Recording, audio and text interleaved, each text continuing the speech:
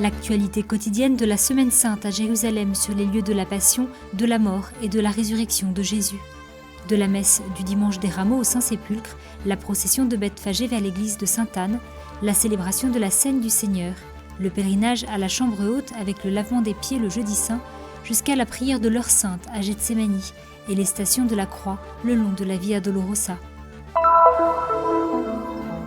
Une étude sur la vénération du Saint-Sépulcre de l'époque de l'Évangile à nos jours, intitulée « Il n'est pas ici, il est ressuscité ». Ce documentaire spécial est un extrait d'une production du Studium Biblicum Franciscanum qui décrit l'évolution au cours des siècles du site le plus sacré du monde pour les chrétiens, d'un point de vue historique et religieux.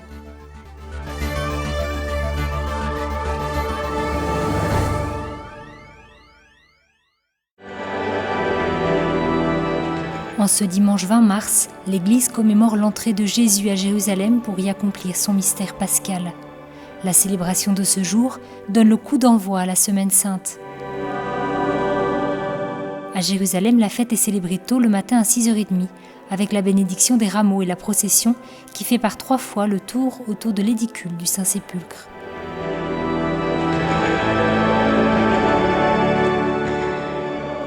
Béni soit celui qui vient au nom du Seigneur, Hosanna au fils de David, tel est le cri du cœur de ce jour.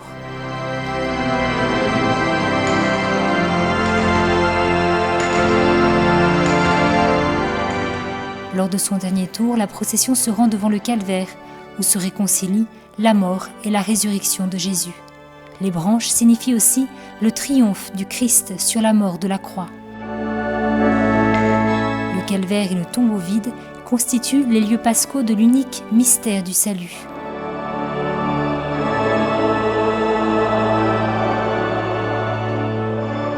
La célébration liturgique se conclut par la liturgie eucharistique présidée par Monseigneur Foy-de-Toile dans la chapelle dédiée à la rencontre de Jésus ressuscité avec Marie-Madeleine. Aux côtés du patriarche, Monseigneur William Chomali, évêque auxiliaire du patriarcat latin, ainsi que des dizaines de prêtres de diverses communautés religieuses, locales et étrangères.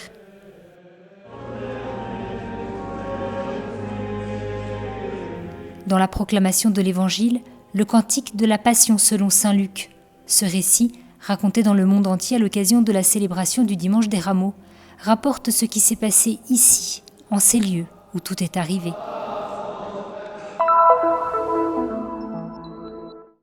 Le silence entoure encore la ville. Un soleil timide se lève peu à peu et les cloches invitent à la célébration. Ici à Jérusalem, dans la basilique de la Résurrection, le Triduum pascal a commencé. Le mystère de la rédemption commence tôt le matin, avec la messe de la Scène du Seigneur, à la différence du reste du monde où elle est célébrée dans la soirée. Célébration en mémoire du dernier repas du Maître avec les 12, durant lequel il a institué l'Eucharistie et le sacerdoce et lavé les pieds des apôtres. La Sainte Messe a été présidée par le patriarche latin de Jérusalem, Monseigneur Foy-de-Toile, dans un long rituel riche de traditions. Le lavage des pieds à 12 séminaristes afin de revivre le geste de Jésus et la bénédiction des huiles pour l'onction des malades, des catéchumènes et le Saint-Crème. Ces 3 sacrements sont le signe de la miséricorde de Dieu, a souligné le patriarche dans son homélie. Acte final et suprême par lequel Dieu vient à notre rencontre. Ils sont des signes d'un Dieu qui ne cesse d'attendre, de nous chercher, de nous rejoindre. Dans la basilique, impossible de compter tous les fidèles, lesquels ont afflué des 4 coins du monde. La joie brille sur les visages de beaucoup d'entre eux pour avoir reçu la grâce de participer à cette célébration devant le sépulcre. Les prêtres sont présents en grand nombre pour enrichir cette liturgie. C'est le jour en effet où ils ont le privilège de renouveler leurs promesses sacerdotales. C'est la fête de tous les prêtres, de tous les consacrés de manière spéciale. Nous espérons que la présence du Seigneur parmi nous, en permanence, nous donne à la fois la force et l'espérance. À la fin de la liturgie, le Saint-Sacrement est porté en procession solennelle par 3 fois autour du tombeau vide, avant d'être placé sur la pierre tombale du Christ.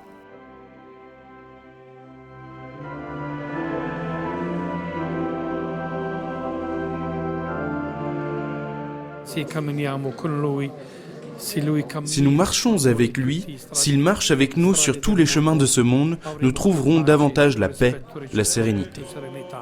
Un mystère d'amour pour passer avec le Christ de la mort à la vie.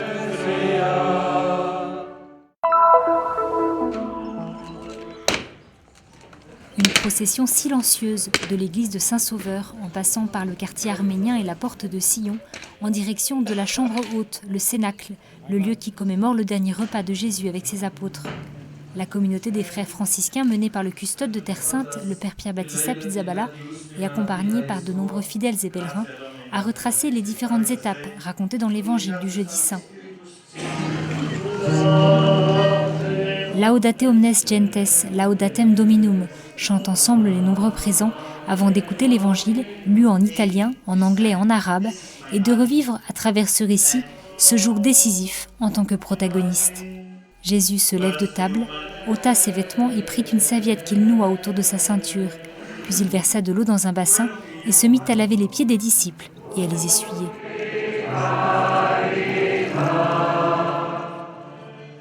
Les disciples d'aujourd'hui sont 12 enfants de la paroisse de Saint-Sauveur à Jérusalem, dont la plupart appartiennent au groupe de première communion.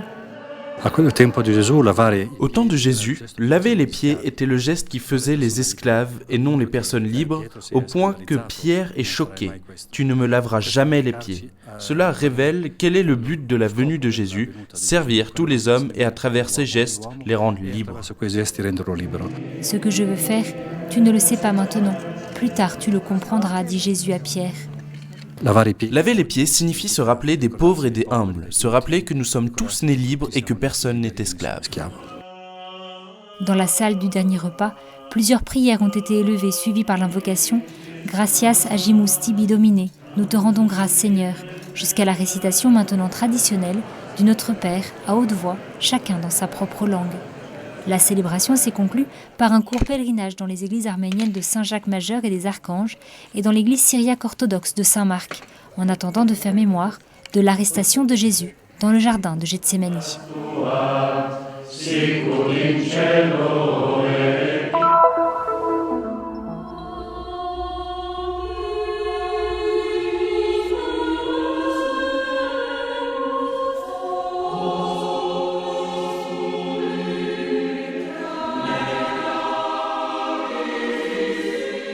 Ils parviennent à un domaine appelé Gethsémani.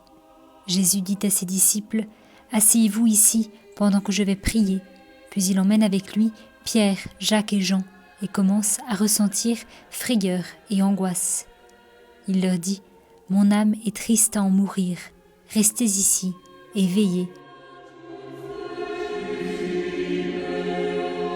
Allant un peu plus loin, il tombait à terre et priait pour que s'il était possible, cette heure s'éloigne de lui. Il disait « Abba, Père, tout est possible pour toi, éloigne de moi cette coupe, cependant, non pas ce que moi je veux, mais ce que toi tu veux. »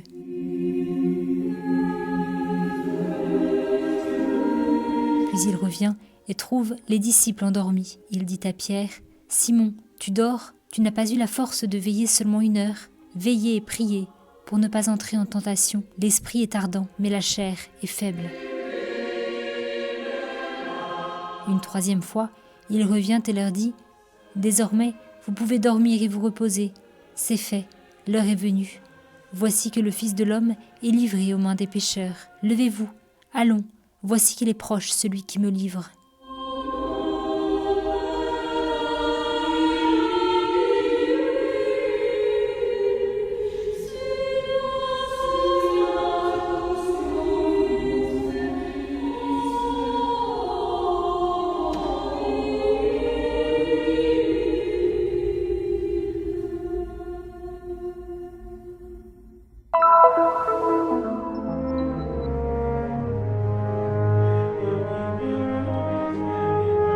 Le vendredi saint, dans une effervescence de voix et de bruit, à travers les rues étroites de la ville sainte, les pèlerins venus du monde entier, les chrétiens locaux et les religieux, retracent la Via Dolorosa et participent avec ferveur aux différents chemins de croix. Être ici pendant la Semaine Sainte en Terre Sainte est très spécial, parce que vous pouvez comprendre le geste, l'amour inconditionnel que le Christ nous a donné. Il a donné sa vie pour nous. Je suis très ému. C'est une grâce, un privilège. Selon une ancienne tradition, nous suivons les traces de Jésus pour comprendre justement à quel point il nous a aimés. Parcourir à nouveau le chemin de croix est important pour nous, parce que nous nous rendons compte, nous prenons conscience combien il nous a aimés.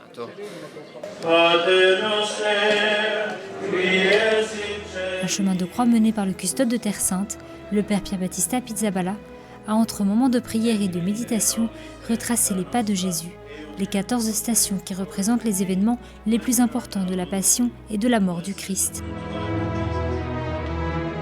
Une démonstration de foi unique, de la flagellation au calvaire, à chaque station un arrêt, les fidèles s'agenouillent pour prier et méditer un amour qui dure et une parole qui retentit encore.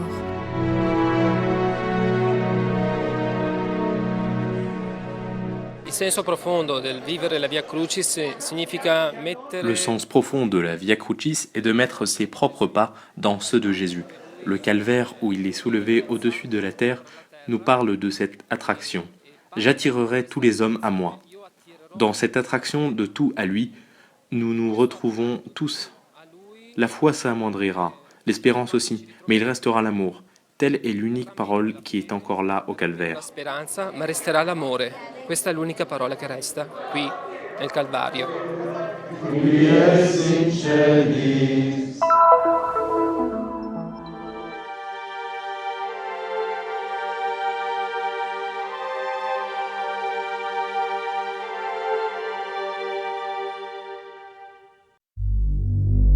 Vers l'an 33, Jésus est condamné à mort et crucifié sur le mont Golgotha.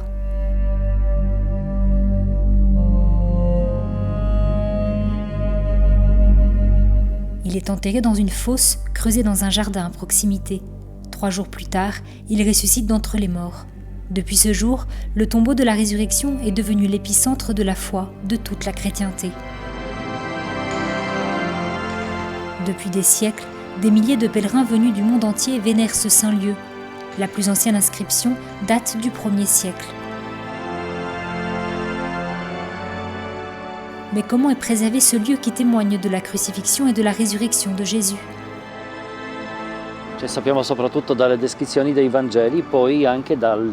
Nous savons, d'après la description des évangiles, puis d'après les fouilles archéologiques qui ont été faites dans le Saint-Sépulcre, nous savons que dans l'Antiquité, au temps du Christ, il y avait là une carrière de pierre abandonnée. Abandonnée à cause de la qualité de la pierre, et qu'à l'intérieur, il y avait un jardin dans lequel Joseph d'Arimathie avait fait creuser une tombe pour lui-même, dans lequel il avait ensuite déposé le Christ. Nous avons là un premier indice du point de vue archéologique, mais aussi du point de vue de la tradition. Ici, à Jérusalem, ont vécu les disciples du Christ et eux se souvenaient bien du lieu de sa passion. En l'an 132, l'empereur Adrien fonda la ville de Aelia Capitolina. Les signes de la mémoire juive et chrétienne sont effacés.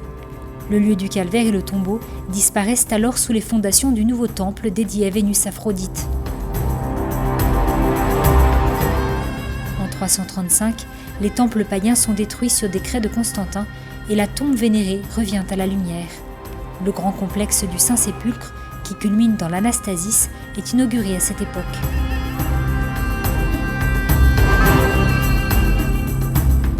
Détruite et reconstruite à plusieurs reprises, Jérusalem est conquise en 1099 par les croisés et le Saint-Sépulcre devient à nouveau le cœur de toute la chrétienté, malgré d'autres dominations comme celle de Saladin puis des Mamelouks en 1244.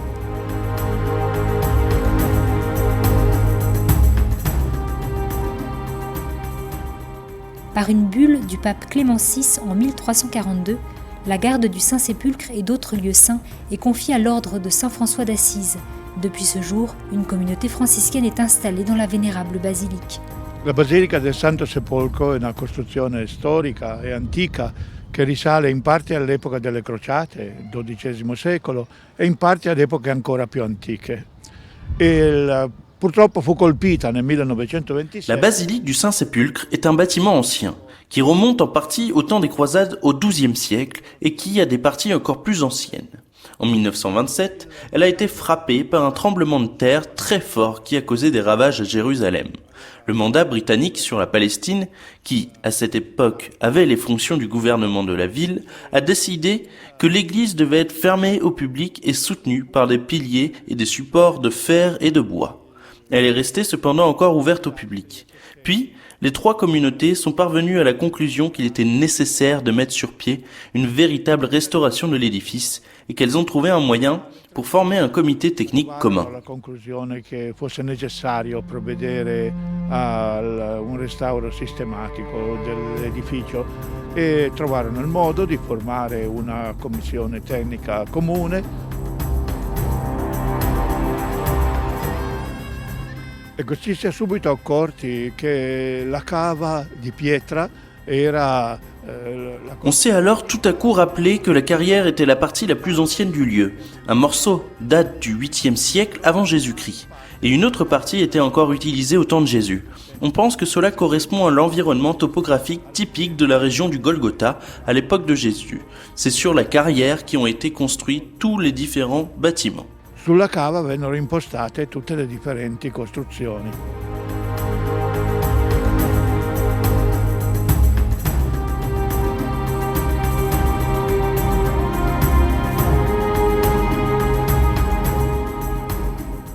Tuttavia gli scavi o i lavori al Santo Sepolcro sono durati dal 1960 in pratica fino. Les fouilles et les travaux du Saint-Sépulcre ont duré de 1960 à 1980. Le père Virgilio Corbo a fait un résumé en 1982 en publiant une série de livres en 3 parties présentant les découvertes archéologiques par rapport aux textes littéraires liés à la période évangélique. E presentando i risultati archeologici confrontati con i testi letterari, con le fonti, relativi al periodo evangelico, per così dire. 20 ans de labeur archéologique minutieux et de restauration. Dans la présentation de sa collection sur le Saint-Sépulcre, le père Virgilio Corbo écrit « Nous avons terminé notre recherche et nous la présentons aux chercheurs. Nous espérons seulement qu'elle sera lue avec l'amour de celui qui est la figure triomphante de ce monument. »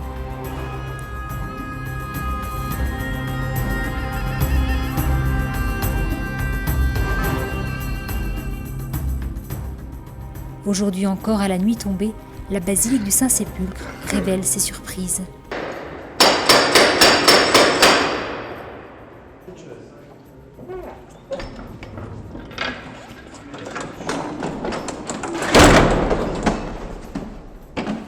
Ses lourdes portes en bois sont fermées. Le bruit de la journée cède la place à un silence paisible. La basilique de la Résurrection trouve un rythme de vie tout à fait unique et spécial.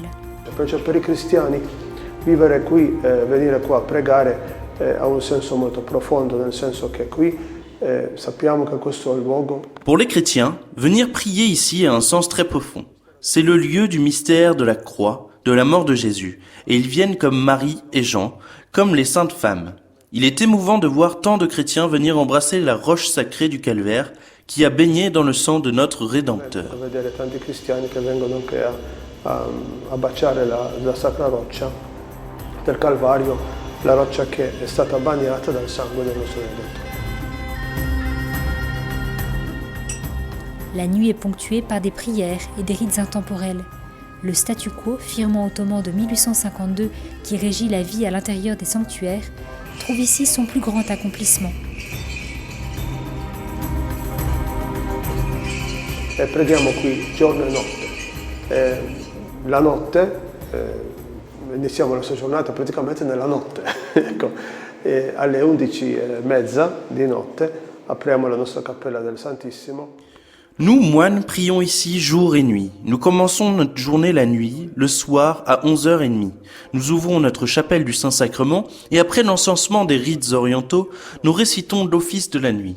Chaque jour, nous prions la liturgie des heures, l'office des lectures et après minuit, nous commençons les louanges parce que le nouveau jour commence déjà. Puis, le matin, nous sommes responsables de la célébration des messes du tombeau et sur le calvaire, sur cet autel et sur l'autel de la Vierge des Douleurs. De nombreux pèlerins viennent ici célébrer la messe à 4h30, 5h, 5h30, 6h et 6h30. Et nous sommes là pour faire le service. Sia nella tomba come sul Calvario, su questo altare qua, e sull'altare della Addolorata, che tanti pellegrini vengono a celebrare già dalle 4:30 del mattino, 5, 5:30, 6, 6:30. E allora noi siamo lì a fare servizio. Un silence qui conquit, qui enveloppe, plein de sens, interrompu seulement par les prières et les liturgies des différentes communautés qui vivent autour de la tombe, les Grecs orthodoxes, les Arméniens et les franciscains. C'est une grâce de vivre notre engagement à prier sur une base quotidienne, de le vivre ici. Ici, vous vous rendez compte de la beauté de consacrer votre journée au Seigneur, ces différents moments. La nuit est le meilleur moment, parce qu'il n'y a pas plus de bruit qu'il y a habituellement pendant la journée avec tous les pèlerins. Dans la nuit, vous pourrez prier plus tranquillement. Le sépulcre qui gardait le corps de Jésus et qui fut inondé par la lumière de la résurrection du Christ est le cœur non seulement de l'ensemble de la basilique, mais aussi de toute la chrétienté. À Jérusalem, dans la basilique de la résurrection, c'est tous les jours la Pâque du Seigneur. Le tombeau vide l'atteste, l'Évangile le proclame. Le Seigneur est vraiment ressuscité.